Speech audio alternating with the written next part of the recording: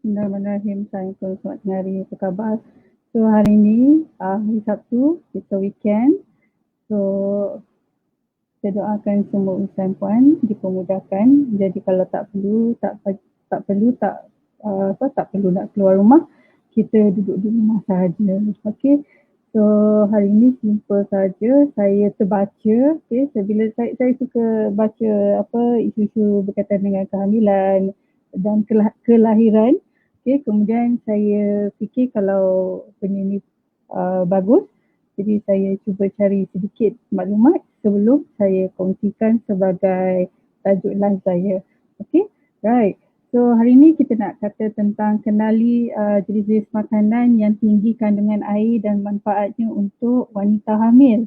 Right. So technically ibu hamil perlukan air yang secukupnya, tapi kadang-kadang kita kurang minum. Kita kurang minum. Jadi saya nak kongsikan kenapa perlu kita ibu hamil dapatkan air yang secukupnya, sama ada dari bentuk minuman dan juga makanan. Okay. So pertamanya bila kita minum air yang banyak, kita seimbangkan suhu badan kita. Okay, so kadang-kadang kita rasa weather kan panas sangat dan sebagainya. Jadi cukup benda dalam badan tu dia menyeimbangkan suhu badan kita. Jadi kita tak rasa panas sangat. Okay. Kemudian apabila kita cukup air ni, kita akan kekal hydrate ataupun kita akan kekalkan kelembapan dalam badan kita. So itu yang kulit tak kering, kulit nampak sentiasa lembap, sentiasa nampak glowy dan sebagainya adalah kerana cukup cecair ataupun minuman. Okay. Kemudian yang ketiganya, air ni cukup kena banyak sebab kita nak melalui proses perkumuhan dan sistem pembuangan najis. So sebab tu ramai ibu hamil dia sembelit dan sebagainya, memang antara sebab yang pasti adalah kerana kurang air dalam badan. Okey. So kenapa kita perlu ambil air yang banyak untuk semasa dalam tempoh hamil ni? Sangat berkait rapat dengan janin kita, ataupun kita kata untuk membanyakkan air ketuban. Okay, so air ketuban ni adalah satu cecair yang ada di dalam kandungan bersama-sama dengan bayi. Okay, so saya kongsi dulu. Okay, antara selain daripada air, maksudnya air putih, plain water yang kita kata plain water tu, okay, kadang-kadang sumber air pun boleh didapati dari buah-buahan.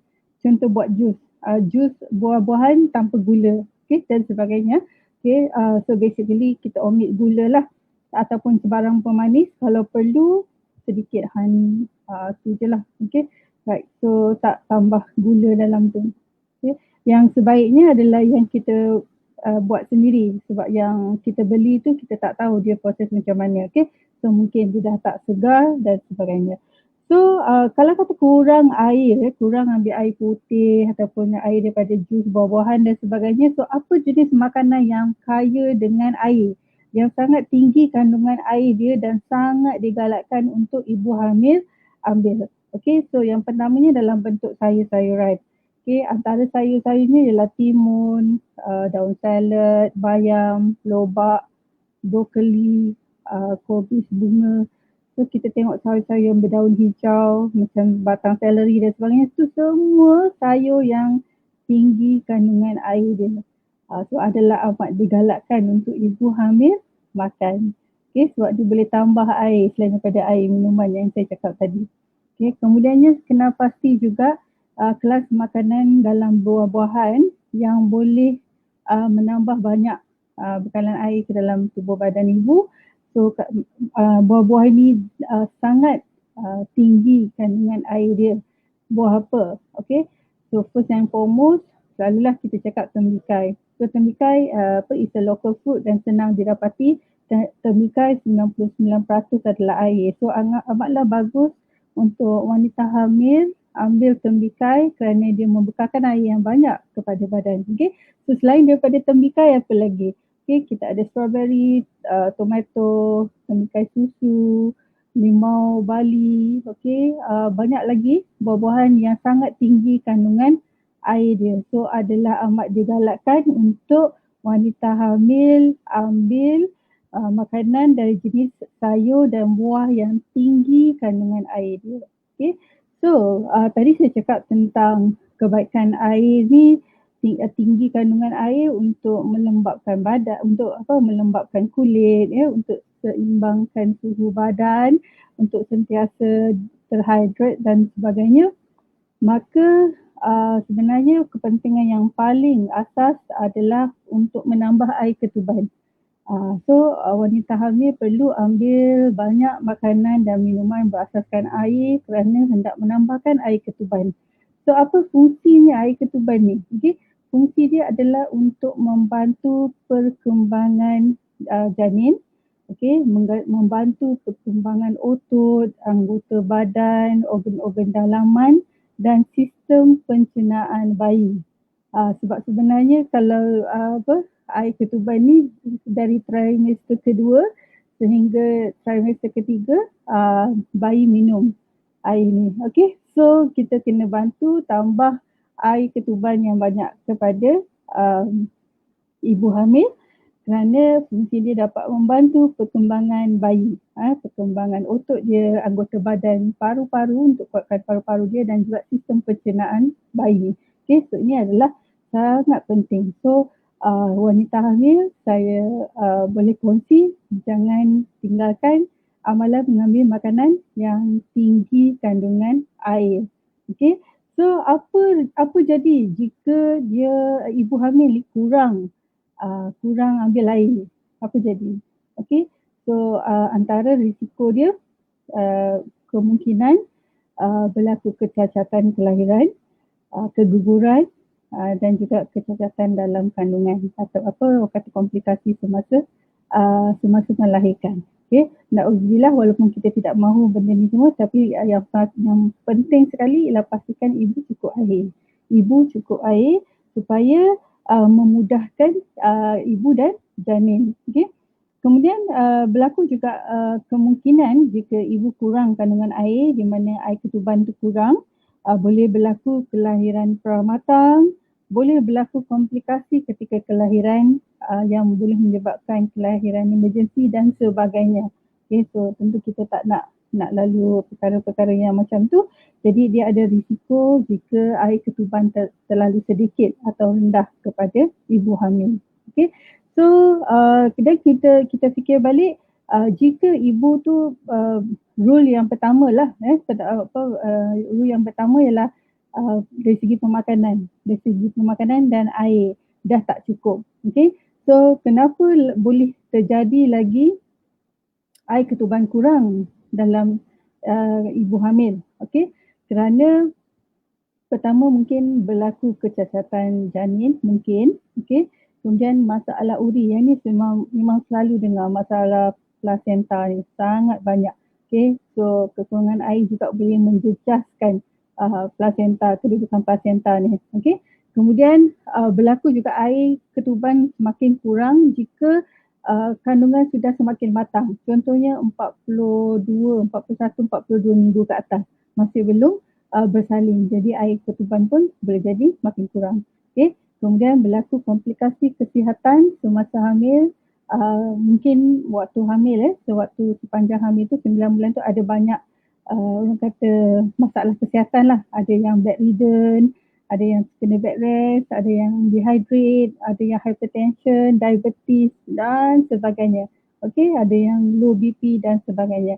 So ini mungkin boleh jadi kenapa faktor boleh menyumbang kepada kurangnya air ketuban. So untuk ibu kekalkan tahap optimum, kandungan air cukup, kandungan air cukup dalam untuk baby tu, untuk pembesaran bayi tu, kita pastikan kita minum air yang banyak dan kita ambil makanan dan minuman yang mempunyai kandungan air yang tinggi. Okay, so sangat penting untuk ibu-ibu hamil sentiasa memastikan diri mereka dalam keadaan kata hydrated, cukup air. Okay. So orang kata air putih tu memang tak tinggal, okay, tapi kadang-kadang kita nak tukar-tukar rasa, kita boleh ambil air jus ya. Air jus, saya tak maksudkan air yang banyak kandungan gula tu yang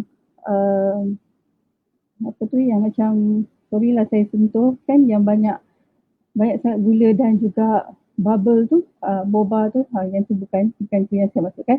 Saya masukkan air jus yang betul-betul pure, air jus kalau boleh tanpa gula. Okey. So pastikan minum air putih yang banyak dan dapatkan air daripada buah-buahan. So antara buah-buahan yang banyak sangat kandungan air ni ialah tembikai. Okay, kemudian pernah juga selalu kita dengar kalau orang hamil tu elok minum air kelapa. Air kelapa juga sangat banyak sumber air dia. So dia boleh mengekalkan hydration dalam badan kita. So at the same time dia boleh cleansing juga badan kita. So go and get orang kata pelbagai sumber air dalam buah-buahan. Antaranya tembikai, strawberry, tembikai susu. Kalau nak ikutkan memang sangat banyak. Sangat banyak buah yang tinggi kandungan air dia dan bagus untuk ibu hamil. Selain daripada buah, kita tengok pula sayur. Sayur-sayur yang memang mampu mengekalkan kandungan air yang secukupnya. So seperti timun, salad, sayur-sayur hijau, bayam, brokoli dan sebagainya. Dan kenapa saya tekankan pentingnya wanita hamil mengambil makanan tinggi kandungan air selain daripada untuk kelembapan dan juga seimbangkan suhu badan, kita perlu untuk cukupkan air ketuban. Cukupkan air ketuban, air yang yang dalam kandungan tu kerana bayi membesar, fungsi dia untuk membantu pertumbuhan bayi, kemudian otot-otot dia, anggota badan dan organ dalaman dia, dan sistem pernafasan, juga sistem pencernaan bayi. So kita ambil makanan yang tinggi kandungan air tidak semata-mata kerana kita hendak banyakkan air dalam badan, tapi sebenarnya kerana kita hendak lebihkan di air ketuban. So pernah dengar kadang-kadang ibu yang hamil dia berpuasa jadi air ketuban kurang, maka bayi kurang bergerak. Jadi kita tak nak benda macam tu sebab bayi dia memang perlukan cecair tu untuk dia bergerak-gerak di dalam perut ibu itu. So antara sebab air ketuban kurang, kalau ibu tu selain daripada kurang minum dan kurang makan, mungkin berlaku juga masalah-masalah kesihatan ataupun berlaku komplikasi semasa mereka hamil. Kebanyakan ibu common dia ada banyak cabaran dia. So mungkin ada yang terkena kencing manis, ada yang terkena dehydration dan sebagainya. So especially dalam musim COVID ni, so kita sangat kena galakkan ibu minum air yang banyak. Minum air yang banyak untuk flush. Kemudian kita tahu cuaca dan persekitaran tidak berapa sihat sekarang. Jadi perlu minum air yang banyak untuk menyah toksit kan. So selain daripada itu dapat bekalkan cukup cecair untuk air ketuban. Alright. So kadang-kadang orang tak boleh nak relate dengan tu sebab terfikirkan yang air ketuban tu terjadi dengan sendirinya. Sebenarnya air ketuban itu ibu boleh tambah melalui minuman dan juga makanan yang tinggi kandungan air. So kita tak nak berlaku apa-apa komplikasi sebab jika kurang air, jadi air ketuban tu kurang, maka mungkin berlaku satu kepayahan ataupun kesukaran pula pada masa saatnya ibu hendak melahirkan. Sebab benda ni banyak berlaku. So juga melalui pengalaman saya, kan kalau air ketuban dah kurang tu memang kita susah sikit lah rasa nak bersalin tu ada cabaran sikit dan kemungkinan besar kalau tidak berjaya so mungkin akan menghadapi pembedahan pembedahan kelahiran. So kalau maknanya mana yang kita rasa kita boleh elakkan, kita cuba elakkan. So air yang banyak juga boleh mencairkan darah dan sebagainya. So benda ni adalah satu benda yang common. So nasihat saya sebenarnya untuk wanita dia kena jaga betul-betul tahap kesihatan dia semasa hamil. Kadang-kadang kita fikir kita nampak kita rasa sihat dan tak ada apa-apa tapi sebenarnya kita tak perasan kita tak cukup zat dan nutrien untuk badan kita dan juga untuk pembesaran janin. So saya ulang semula, Kenapa kita perlu ambil air yang cukup semasa hamil adalah untuk mengekalkan kehidratan badan kita, untuk mengimbangkan suhu badan kita dan juga untuk tujuan pertumbuhan dan juga sistem pembuangan najis. Tetapi yang paling penting sekali adalah untuk membekalkan air yang cukup kepada janin kita melalui air ketuban. So bagaimana nak tambah air dalam badan ni? Boleh ambil dalam bentuk air putih dan juga buah-buahan dan sayur-sayuran. So ada banyak buah dan sayur yang sangat tinggi kandungan air dia. Jadi perempuan boleh amalkan. Right?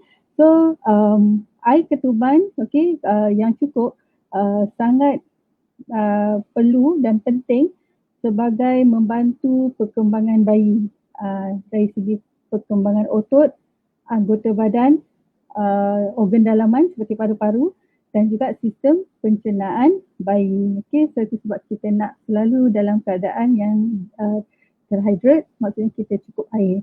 Jangan biarkan air ketuban kurang, kerana kalau air ketuban kurang, bayi kurang bergerak, jadi kita takut bayi mengeras dan sebagainya. So tak nak pergi sampai ke situ. Right? So jadi pastikan tahap kesihatan sentiasa diperiksa jika ada berlaku low HB ke, and sometimes kurang zat besi, selalu ibu kurang zat besi, kemudian ibu terkena diabetes mellitus kan, kemudian ada hypertension. So all these things akan orang kata tahap kesihatan yang akan mengurangkan kandungan air ketuban. Itu membuatkan berlaku kesukaran sedikit ataupun ada apa-apa komplikasi bila kita hendak dalam saat-saat hendak melahirkan. Right? So itu dia kongsian saya hari ini tentang makanan yang tinggi kandungan air. So risiko dia kan yang paling penting, tapi saya saya nak tekankan sangat. Kita tidak mahu sehingga air ketuban yang kurang ini menyebabkan orang kata bayi tidak aktif. Tak nak sampai macam tu. Sebab bayi dia perlu ada cukup ruang dan cukup cahaya untuk dia bergerak. Right. So itu saja kongsian saya. Jadi jangan lupa ambil banyak air dari sumber air sebenar, buah-buahan dan juga sayur-sayuran. Supaya kita kekal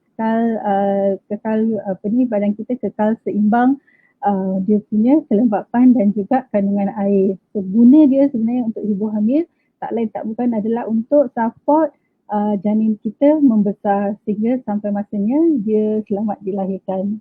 So saya ucapkan kepada ibu yang sedang menanti hari untuk bersalin, semoga semua urusan dipermudahkan. Kena jaga dan sangat-sangat observe prosedur kesihatan kerana kita dalam COVID ni saya sangat bimbang. Saya baca varian terbaru sangat bahaya. So kita kena berjaga-jaga. Kemudian untuk ibu yang berpantang juga saya doakan semoga selamat berpantang. Lebih baik duduk di rumah dan berehat sepenuhnya. Kemudian jika tidak perlu jangan bawa anak keluar kecuali untuk pemeriksaan kesihatan. Tetapi hospital pun sangat padat kan dengan kes-kes COVID. So kena berhati-hati dekat situ. Sekarang ni diorang kata kita pun kena pakai 2 layer dah. 2 layer pelitup. So really have to take care of yourself. Dan saya ucapkan semoga semua usian perempuan dipermudahkan. So take care, stay safe, stay at home. Dan kita jaga kebersihan bersama. Itu saja. So kita jumpa lagi insya-Allah. Assalamualaikum warahmatullahi wabarakatuh.